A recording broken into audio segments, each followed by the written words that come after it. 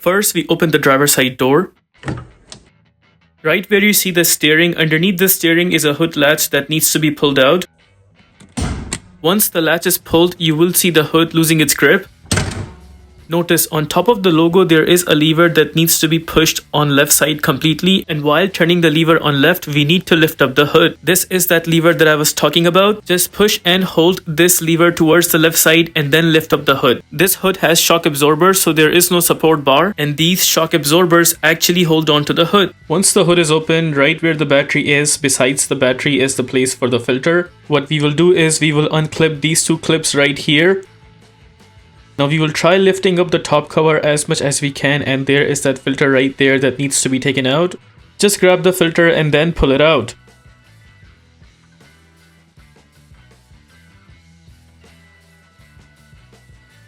And there's that filter right there. In my case, the filter is still new, so I would not be changing it. But in case if you have a new filter and you want to install it back, just remember the top part is a little curved towards down, and that side needs to go on the top. Doesn't really matter if you put it like that or if you put it this way. Both of them are pretty much the same. Now we will go ahead and punch it back where we took it out from. Keep the cover on top as much as you can and gently put back the filter to its place.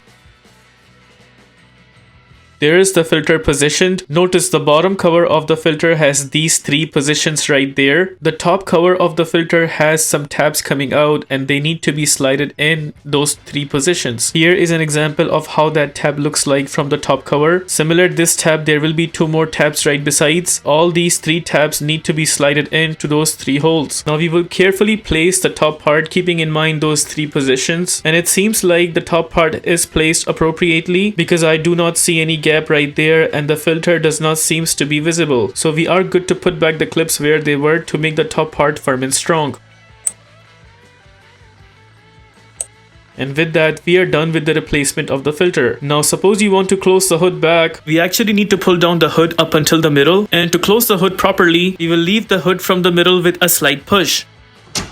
If it still does not close the way we did, then you may have to push it from the top until it closes completely. If this video helps you in any way, please consider liking this video and subscribing to our channel.